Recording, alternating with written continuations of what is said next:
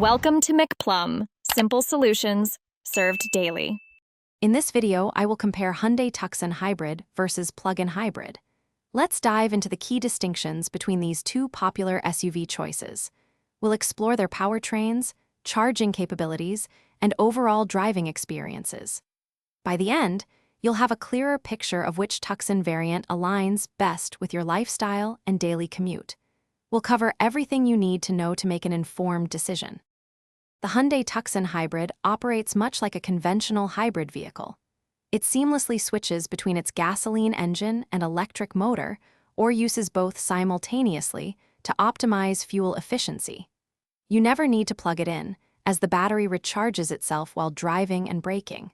This makes it a convenient choice for those seeking better gas mileage without changing their fueling habits. It's a great everyday performer. Moving to the Tucson plug-in hybrid, this model features a larger battery pack that allows for substantial all-electric driving. You can typically travel over 30 miles on electric power alone before the gasoline engine even kicks in.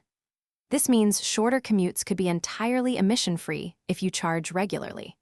While it requires plugging in, the benefit is significantly reduced fuel consumption and potentially lower running costs. So, which Tucson is right for you?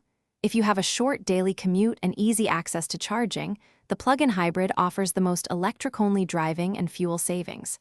However, if you prefer not to plug in and still want excellent fuel economy, the standard hybrid is a fantastic choice. Both provide a comfortable ride and modern features. Remember to check the description for a link to those leak-proof containers and other great deals. Thanks for watching. Thanks for watching, stay juicy, and subscribe.